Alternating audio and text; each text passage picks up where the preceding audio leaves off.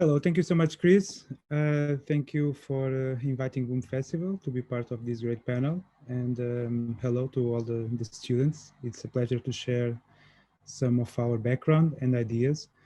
Um, I'm not sure how many people here know about Boom Festival before. Can you just put the finger up in case so that I have a glimpse? Okay, all right, sounds good. Thank you so much.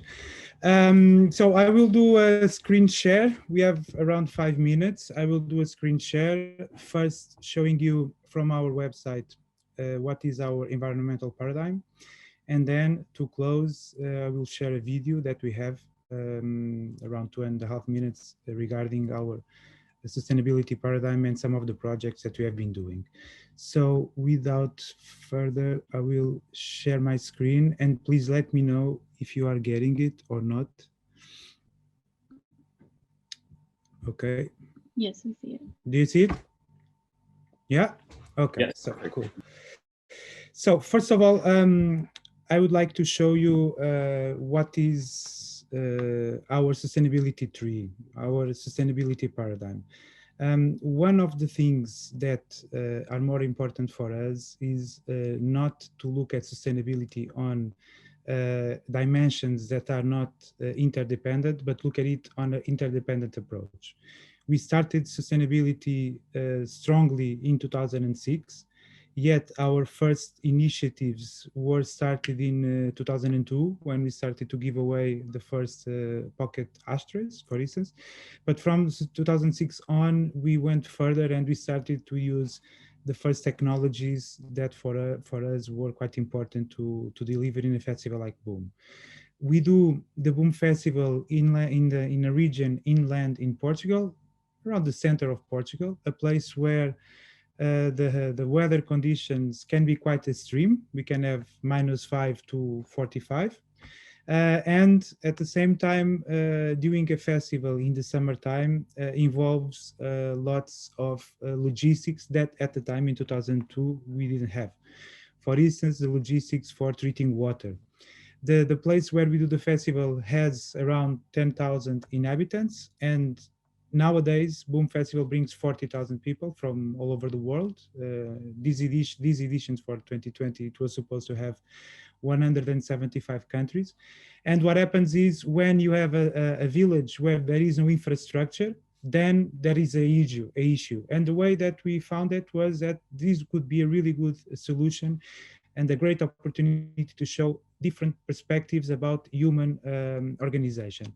So in 2006, we started to have the first compost toilets and the first water treatment system. And from that on, we developed like a interdependent paradigm that you can see here with this nice design. So I would start with energy. Surely energy is one of the main issues when you are doing a festival. But the way that we look at this paradigm is that we interrelate all the dimensions. For instance, we cannot look at energy only regarding the generators that we use for the festival, or we cannot look at energy only based on the solar systems and the solar panels that we have here on site on the land that we do the festival. The land that we do the festival is ours, so we have a daily action based on permaculture that we try to use the Boom values as much as possible in terms of be walking the talk. So energy has to be interrelated, for instance, with air pollution, what kind of vehicles we allow here. But at the same time, it has to be also related with the procurement and materials, because procurement and materials, they involve a lot of choices that the production will do. For instance, we need to do a lot of shading in Boom because it's hot and it can be very complicated to maintain a huge comfort for the audience without a lot of shade. And some of some of the cheaper shades, they are very pollutant because they are based either on lycra or on polyester or other synthetic materials. So we need to create an interrelation between all these variables. What kind of procurement, what kind of database do we have with materials that are as green as possible?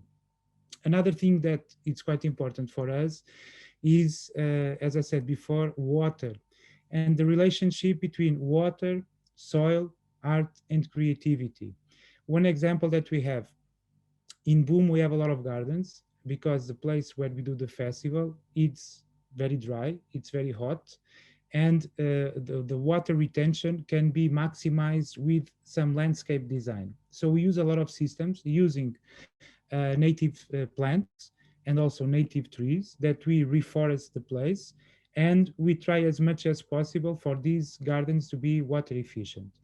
And these gardens being water efficient and without regenerating, we can maintain the properties of the soil. And at the same time, we can have a more water efficient production.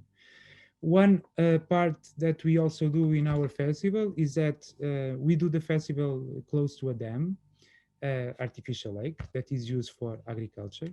And this dam, when we have droughts, this dam has the water level quite low, and sometimes in some editions of the festival we need to cut down in some hours the showers of the audience.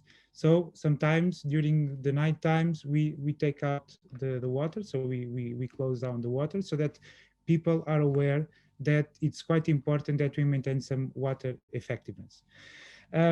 Another element, and before I go ahead with the video, because I'm open if you guys have more doubts, because this is a really brief overview about our sustainability paradigm. But one thing that is quite important as well is that we try as much as possible to create a sustainability paradigm that in one way as a long-term perspective, because we are talking about natural systems and nature is a long term. The cycle are totally, completely long term. It's impossible to go into a festival and start to do sustainability on a short-term perspective. And at the same time, it's quite important, at least on our with our experience, that we use some mindsets, for instance, design thinking and others, where the user or the person that goes to the festival, the boomer, is the central decisive element to take some decisions.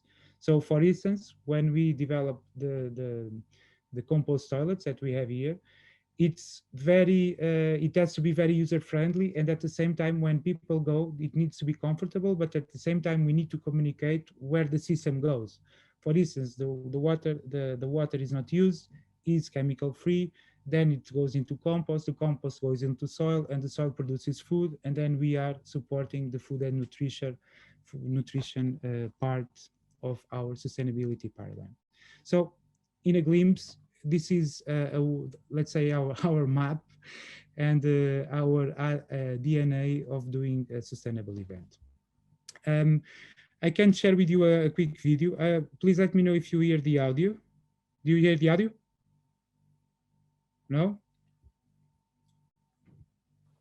No, I don't Anyway, think I so. think it's self-explanatory.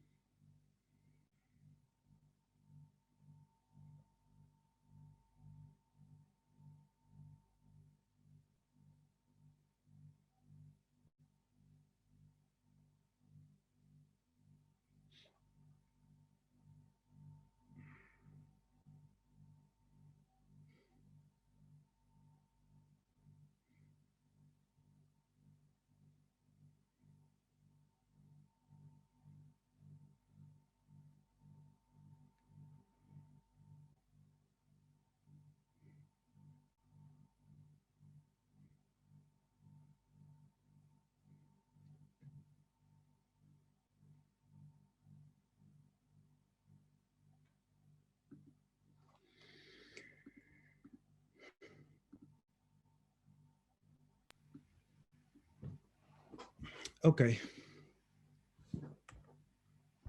Can you hear me? Yes. Okay, sorry.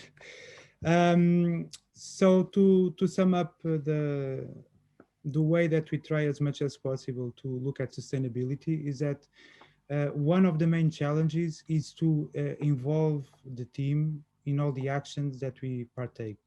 It's not only about trying to involve the audience with the projects, is also to make sure that all the team is involved with this commitment. And as I said before, the commitment is long term and shall not be something that should be used only for a short term perspective. In conclusion, our main motto is to transform people and regenerate the land. And we are having these days as festival industry and as festival promoters lots of challenges, and we foresee that 2021 is going to be another year with the lack of festivals, but we do believe that this is a great opportunity as well to reframe the way that the whole industry is organized. So this is what we are doing at the moment, is to reframe our actions. So if we cannot do the festival this edition and this year, we will go into more initiatives that are more into the educational side and on a smaller level. And hopefully next year, in case we cannot do this year, we will get back on track for the 25th anniversary of our festival. So I think I did my take more than 5 minutes. And Hi, everybody. Thank you so much for the invitation and introduction, and really happy to be here with everyone. I'm Emily Johnson, dance maker, and everything else that as I was just introduced. I am from the Yupik Nation, which is in what is currently known as Alaska. I grew up outside of Yupik homeland. I grew up a little further south and east on Dena'ina land up in Alaska. And I live now here in Lenapehoking on the Lower East Side of Manhattan. I'm in my apartment here in Manhattan right now. And I want to offer my respect to Lenape land and water and ancestors and people, as I am an occupier here on their land, and also bring in and offer respect to my ancestors who are always with me, and also I think meeting yours through this through this technology. And also let's maybe take a moment to also think about the land where this technology that we are sharing right now also comes from. Everything that is creating the devices that we're using, as well as the networked systems, comes from extracting from land. And so, as has already been mentioned, such a complex thing to talk about in such a short amount of time, but I appreciate the ongoingness and the multiple viewpoints that we'll all be sharing and continue to share well beyond this. So I grew up in the Northern Hemisphere, and so I have a particular and individual story about seeing all the woods where I grew up in gone now, about seeing even in my lifetime different routes of animals, different times where we hunt and different times where we fish, all based on climate change and global warming. And I think it's important that we think about our stories, and of course in this in the context of sharing artwork and in a festival context, it's such a great opportunity for individual stories to be shared so that those stories can connect and we can amplify the root causes, right, in all of the locations that we are. But in that process also, can we also think about the legacy of whose stories have generally been put first? And I think this is partly what I'll be speaking of, which is part of a process of ongoing and never-ending decolonization. So there are multiple efforts at every moment across the world, right, that will add to the climate crisis. I know we're here to think through solutions and think through some positive processes together, but let's think through the consistency with which we are being, and our land is being assaulted at every moment. All of these efforts extract from the land, and most particularly extract from Indigenous and Black communities across the world. And of course, this heightens inequity. I love that we began with the song from Yemen and the women singing, because here in what is called Turtle Island, US and Canada, really the land protective efforts are being led by Indigenous women. So right now there are Line 3 protective efforts happening in Minnesota, Makoche, trying to stop a pipeline from being routed through that land. There's Standing Rock, which was begun by a woman making a stand against assault on her land. There's the Wet'suwet'en Nation on their land, also trying to prevent a pipeline, and there's the Protect the Arctic also. I mean, I could probably sit here for days and list all of the efforts that are happening right now, the protective efforts led by Indigenous women here. And so I honor those efforts. At the same time, I get a little bit frustrated by the fact that we have to keep fighting these efforts again and again and again. But that brings me to think about a few months ago, I was hosting a fire here on the Lower East Side. I do this pretty much every month. It's a ceremonial fire held at Abrams Art Center down on Grand Street. And I do this in thought collaboration with Karen Recollet, who's urban diasporic Cree and based up in Toronto. So we host these fires called Constellatory Mapping in Light and Dark Matter. And the other month, we had three Indigenous activists talking about their efforts. So we had, and I'll put links in the chat in a second. So we had someone from Frack out of Brooklyn trying to stop a fracking effort running through Canarsie land in Brooklyn. We had someone who was from at camp in Shinnecock Nation, because Shinnecock is in an ongoing effort to have rights to do what they want on their land. And then I spoke about protective efforts to save 1,000 trees from being cut down a few blocks away from where I live here in Manhattan. And as we all spoke, we shared poetry and some songs and the fire, of course, and we spoke about our efforts.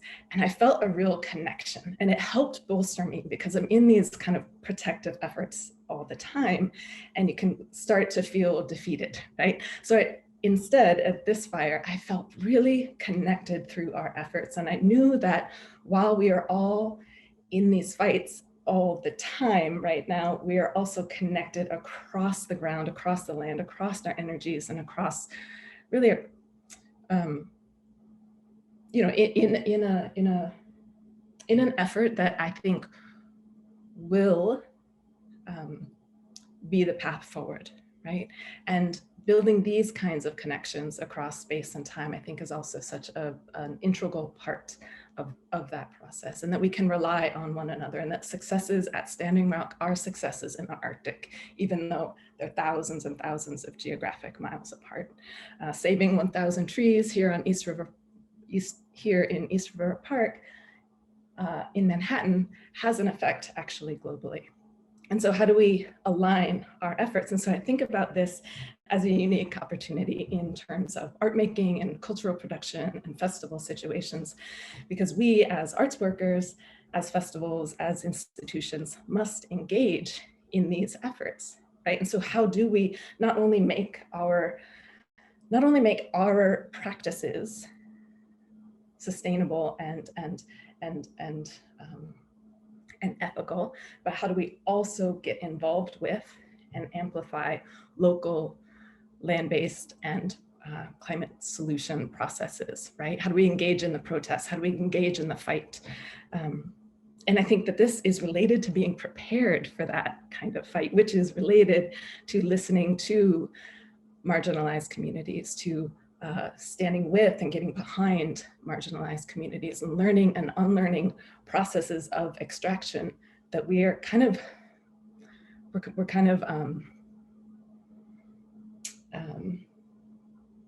it's so prevalent, right? So we have to like question that, I feel like, in every new season, right? In every new project, and kind of gauge how how far we've come maybe in our processes together, and also challenge one another to continue to listen, which again is about that unlearning and the learning.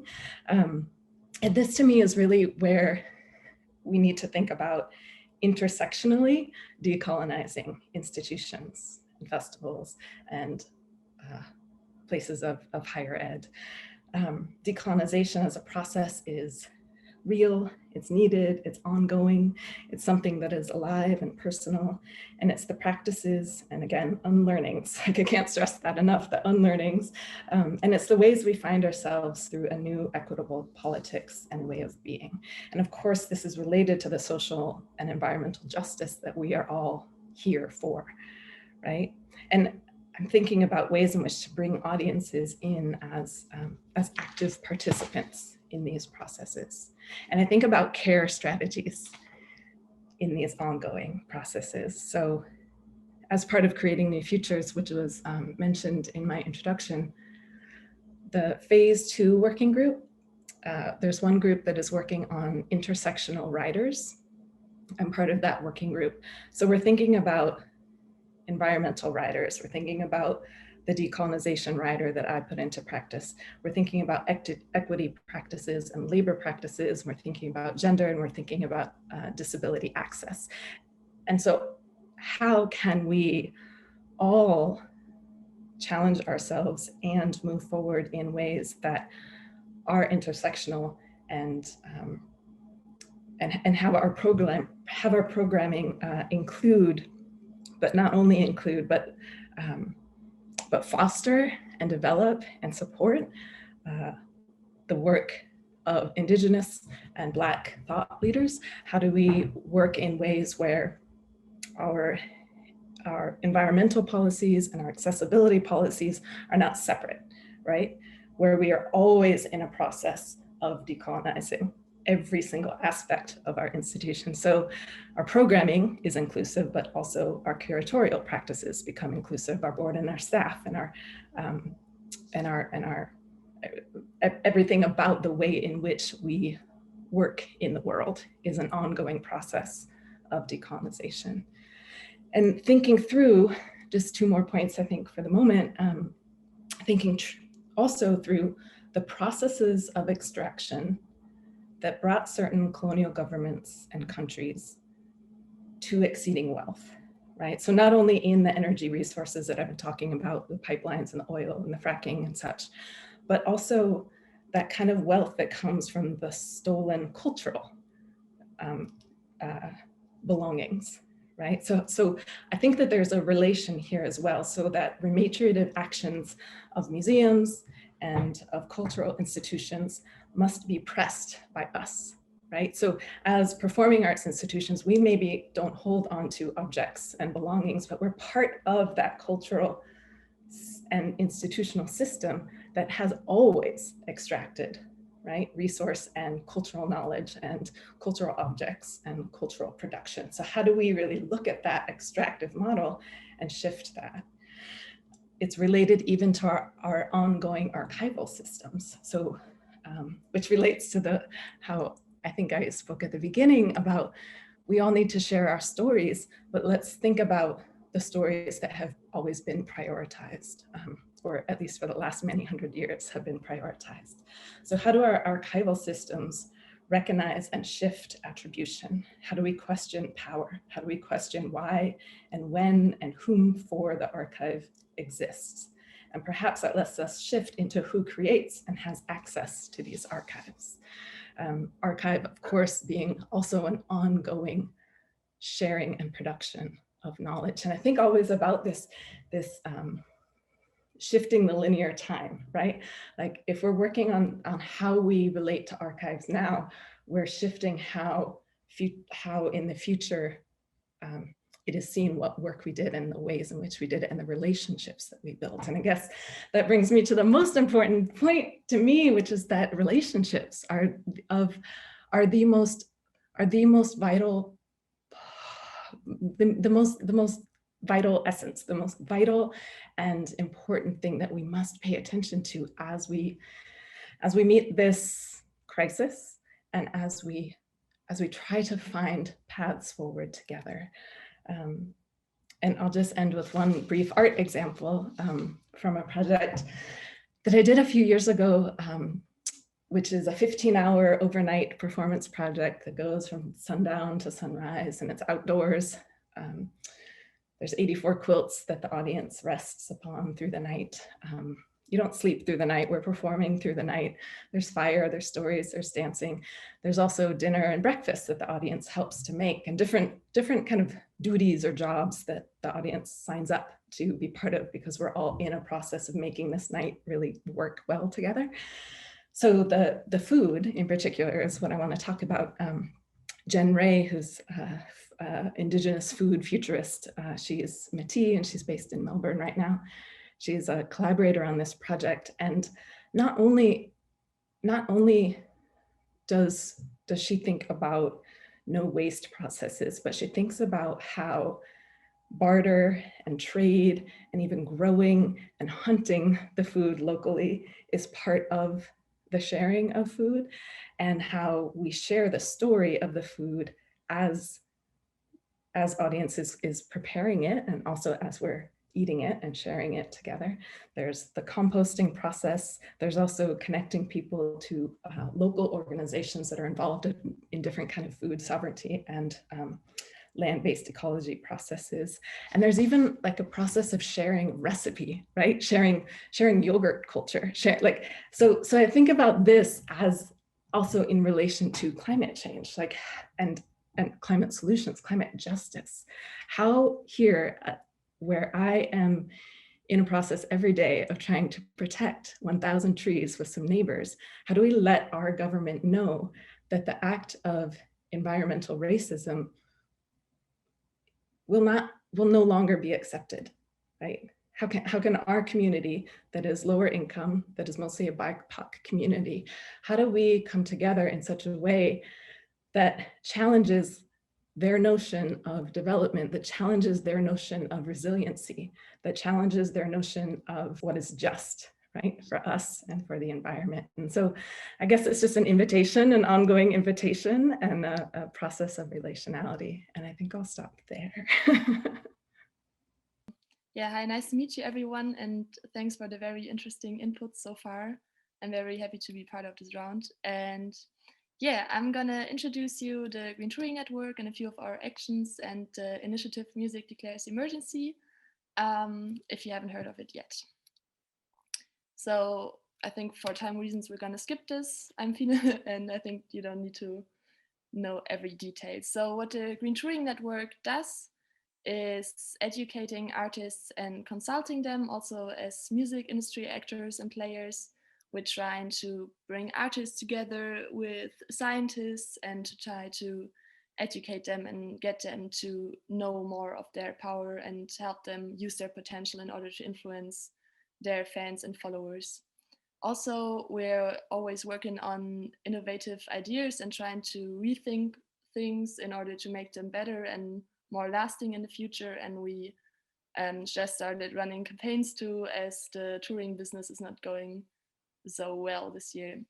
So basically, I started the Green Touring Network because I was working as an artist manager and then did a lot of research about how the music industry could contribute to fighting for climate justice. And I found out there's a lot of ways the music industry could do it, but it was just not that common on the German music market already. So it's not like a practice in everyday life. And I really think this should change, and this should be like just a normal factor of work as the other factors we implemented years ago. So what we're talking about in Green Touring Consulting is we're looking at the venues and how efficient they are. We're looking at the mobility of the band and the audience, which is obviously a huge factor in the greenhouse gas emissions of concerts. As we're looking at hospitality, merchandise and promotion, catering, and how to talk about the measures you're taking. But yeah, as I said, this is not as relevant as it used to be right now. Yeah, so a project we did was the Berlin Artists Go Green project, where we invited 3 artists for an individual consulting, where we talked to them and looked for topics they could stand for. So with the guy with the orange background, Trille, you can see we did a new merch concept for him, where we also talked to a lot of fashion and sustainability experts and try to find a way to make merch better, longer lasting, and less trashy, I guess. And with Una here, we talked a lot about renewable energy.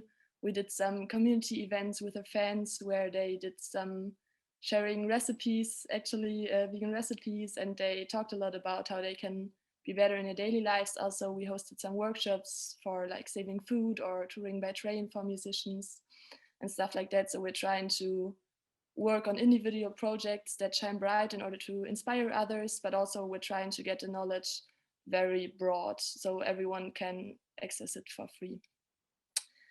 Also, during the Corona times, I was actually working with Clan, the guys you can see here sitting on the ground in the middle. We were actually planning their tour, and we thought about on how to actually influence their fans and the concert visitors.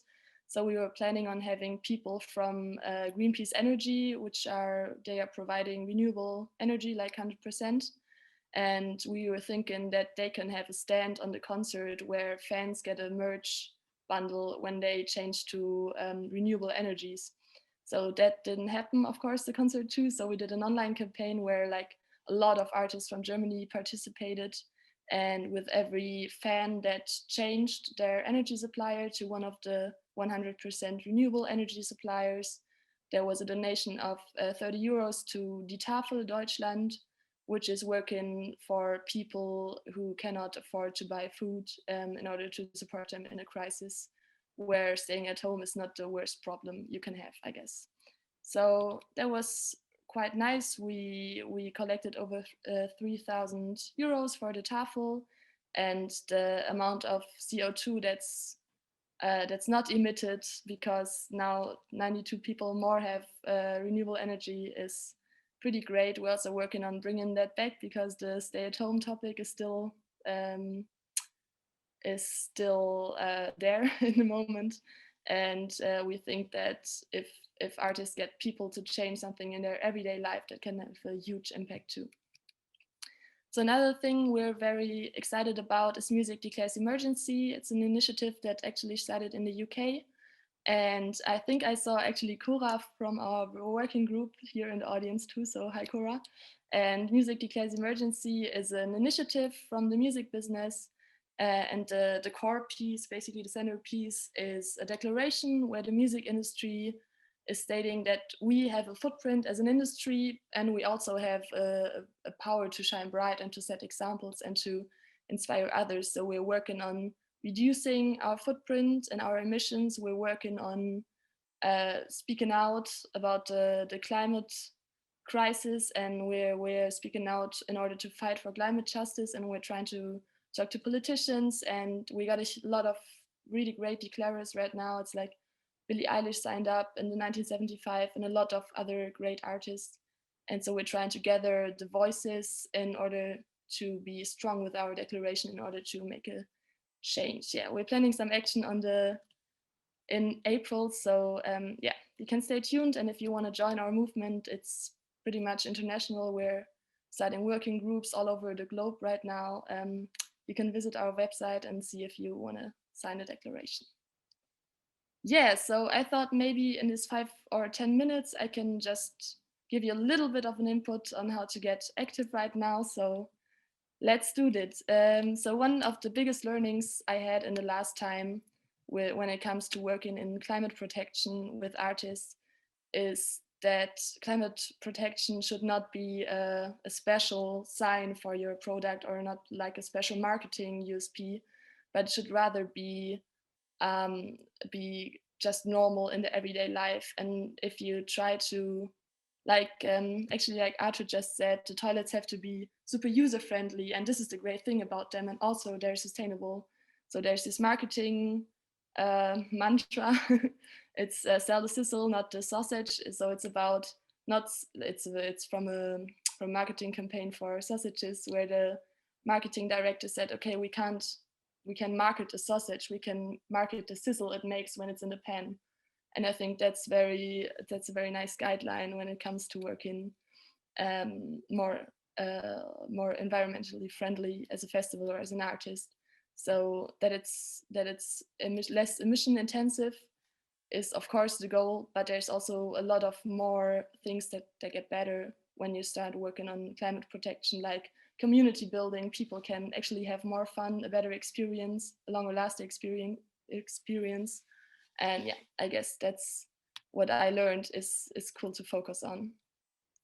I just, if you don't know that yet, I don't know if I'm boring you guys, but just a few topics you could talk about, maybe as a festival, maybe as an artist, or yeah, is it's the biggest things people can change right now. And I think a lot of power we have right now is to influence the people. So maybe there's a chance to invite specialists to your events or to educate your artists in order that they speak about it, or I don't know, there's a lot of stuff happening. So actually fair and sustainable financing is a big topic people can change in their everyday life.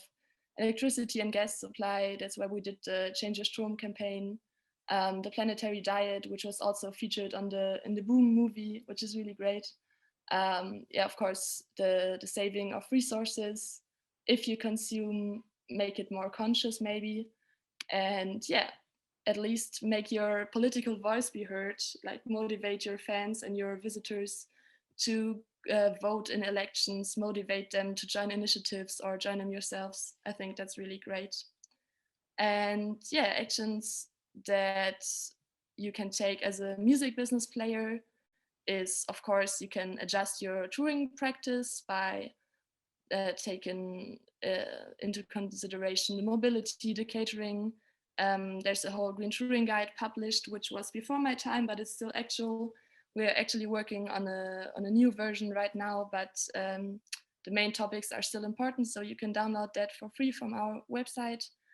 And also, I think, which is very important when you start to work in the sustainability sector, is at first to really set your values, set new values maybe if you need them, or set your own values and standards, and then be really straight about it and talk to your business partners, talk to the people you're working with, talk to them about it, and see if they are still a match with those values. Because if that's not the case, I think it's a very hard and frustrating process. Whereas if you have motivated people who share the same values, it can be a really fun ride.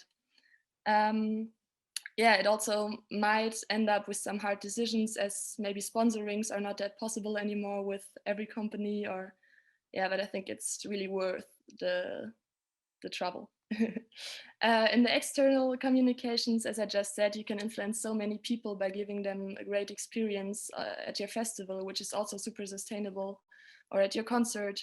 And you can talk about the steps that you're taking, not only the successes you have, but also the obstacles you're facing.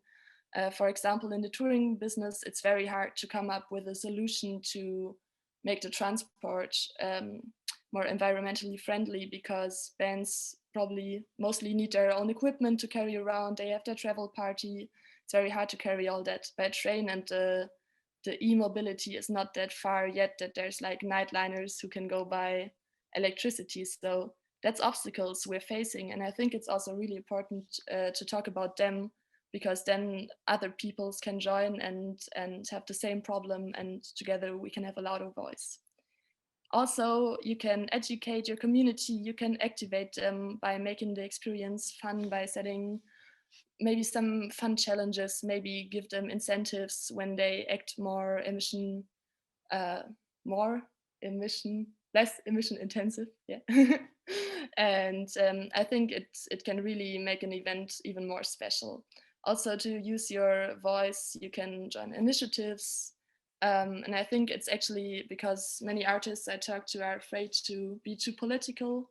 But I think actually the climate crisis is not something to be political about. It's basically human instinct, and it's about fighting for justice and for making life for everyone longer lasting and better. So yeah, I would really recommend to join some initiatives in order to also be able to share your thoughts and maybe participate in some actions. And one thing I just learned, I'm finished real quick. Just a thing I was learning from retailers and people who are making sustainable fashion, which was really inspiring to me. If you're selling merchandise as a festival or as an artist or something, I think the funny thing in the end, it's all about love and about empathy, I guess. So if you're having a product, maybe a t-shirt or something, instead of making a new one for every new festival you make every year or for every new album you release, you can maybe have a single shirt which is very basic, which is timeless, and maybe people can have a little print at a concert or at a festival in order to make it more special and in order to make it like a collection album. So in the end, it's about life cycle enhancement and to prolong the life cycle. So factors for that are a very good quality, of course, a transparent and fair production chain. And you can find that there's actually people who are building up their own production chains, which are very, very transparent, and the people working on the shirt are getting paid fair, and the whole production process is more sustainable. The timeless design, of course, a suitable price also. I think it's really important that as a community and collectively we step up and demand the real prices a shirt is worth, and not by trying to undersell each other, by trying to make your own t-shirt get sold. So a guy from Greenpeace told me every shirt costs the same. It's just a matter of who pays the price. And I think that's very, very true. So if it's the production worker who's underpaid, or the retail seller who's underpaid, in the end, it's all about making the production chain as fair as possible. And of course, when you're having this unique t-shirt, and people maybe have stamps on it or little prints for each concert they visited, it's a very emotional product for them, and they develop a relationship to it. So yeah, that's a learning we had, and I think it's very interesting, and in the concept you can think about in very different ways and make it count. And I would love to see some festival shirts that are collections of different years people visited, maybe their own shirts that get printed or anything. I think we don't have to have less in order to have the same experience. Yeah, sorry, that was a little quick run through. I hope what I said made any sense. And yeah, thank you for listening. I think it's very important that we take action now, because if we act now, we can control what's happening in the next years. But if we don't, we have to react to a changing environment and have to just adjust to that. And I would really love to have festivals and concerts for a very long time. So let's work on that together. And yeah, I'm happy to stay in contact. Just text me or email me. And yeah, the Green Touring Guide is available for free online. You can just check that out. And yeah, thanks for having me. I'm going to shut up now. Thank you, Julia. And thank you, everybody, for being here and for having me. And well, I will start. I'm an artist. I'm not at all a specialist in climate change. I didn't work with the climate change precisely, or with ecological topics it's not my focus in my work. So I have some concerns as a citizen, but it's not something that I really work on.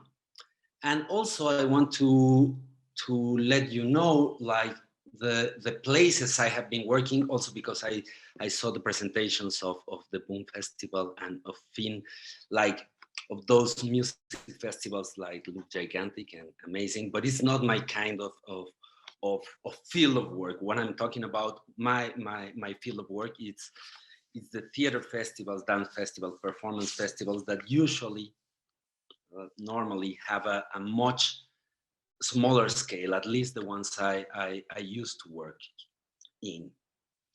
So yeah, just to let you know from which perspective I'm speaking. Well, today is 8th of March. It's Women's Day. And in Mexico City, it's a special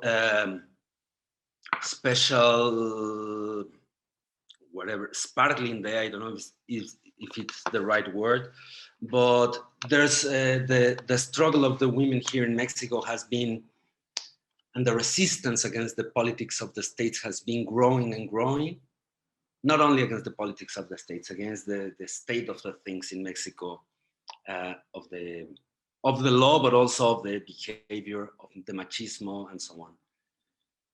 So it has been a struggle that has been putting together more and more women, and today, for sure, it's the most important movement in Mexico.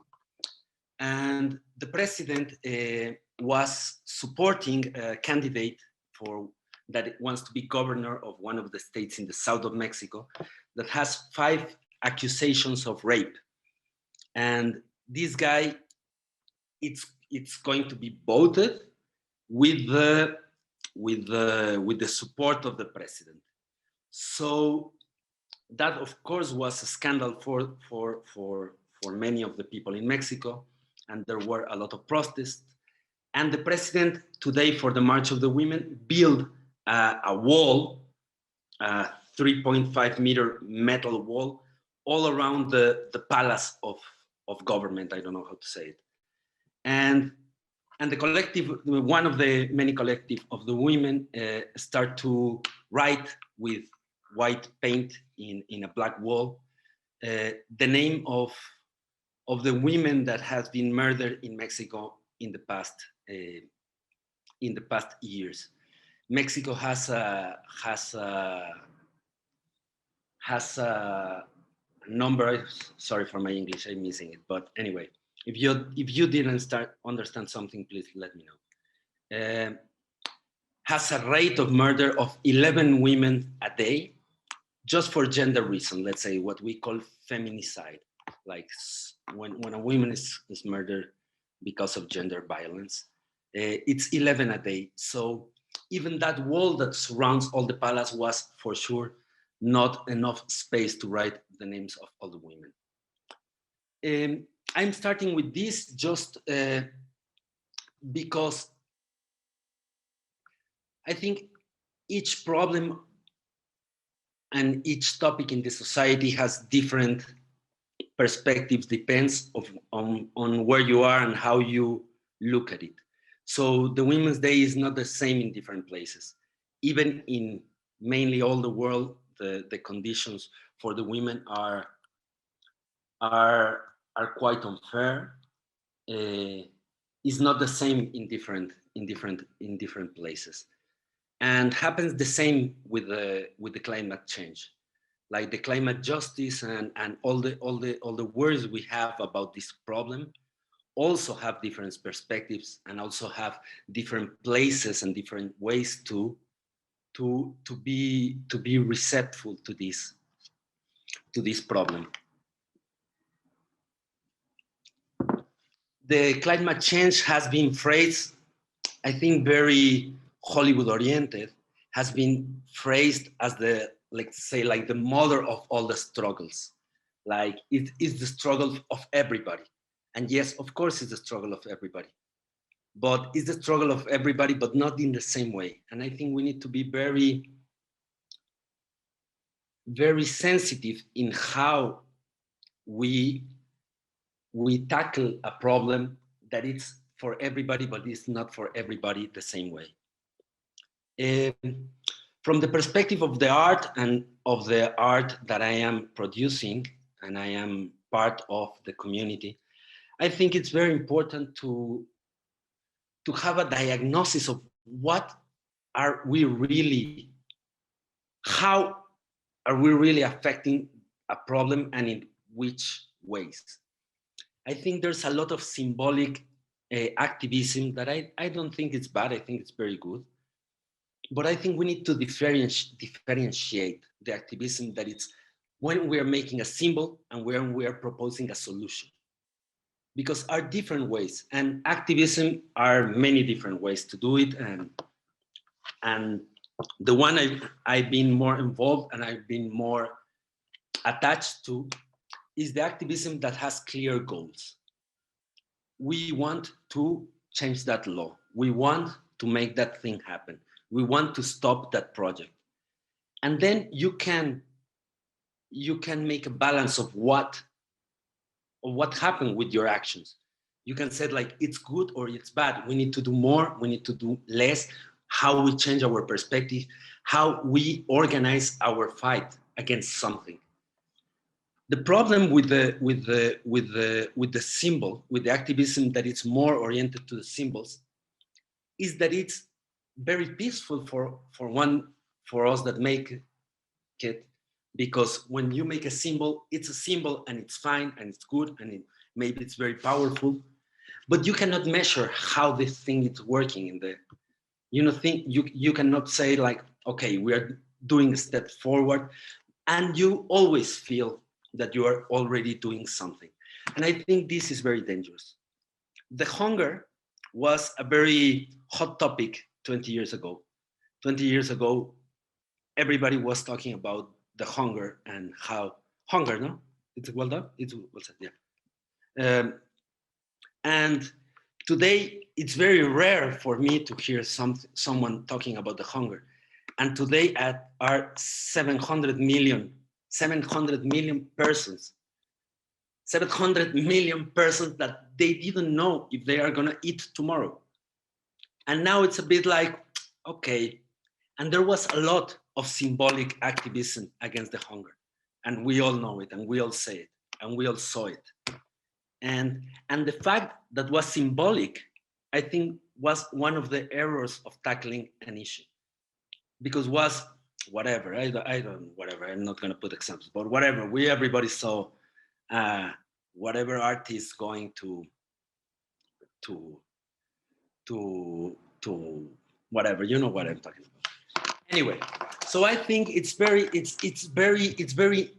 important to clarify from which point we are fighting a particular issue, and what are our solutions at hand? What are really our real impact? What is a symbolic impact? What is a gesture? What is an action? And I think as far as we manage to differentiate these things, I think we will be more able to fight this problem.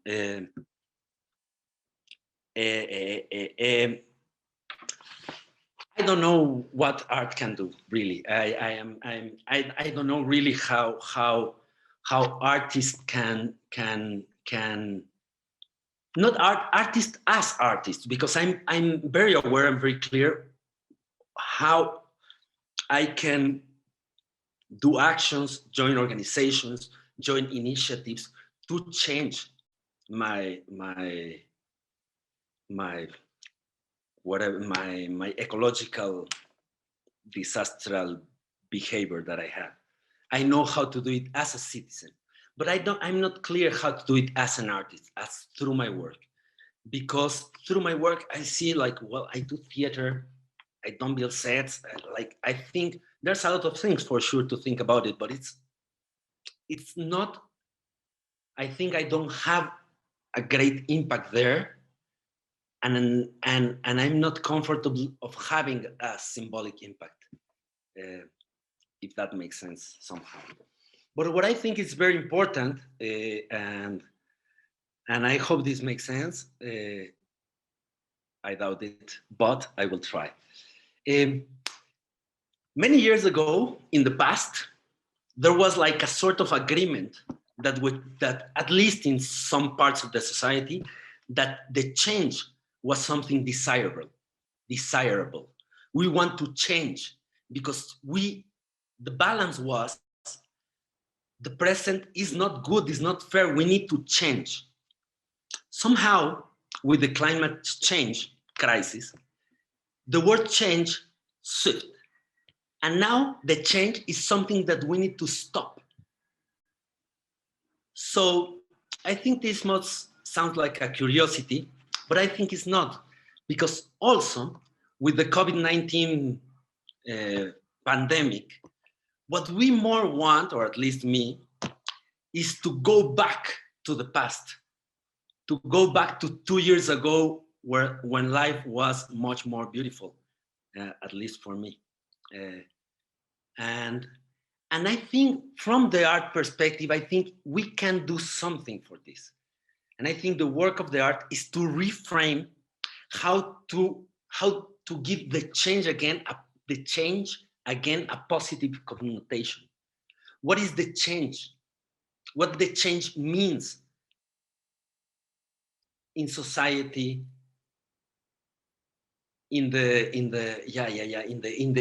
hegemonic order in the world, how we reivindicate the progressivity of the change, not progressivity, the progressiveness. Progressiveness makes sense, yeah.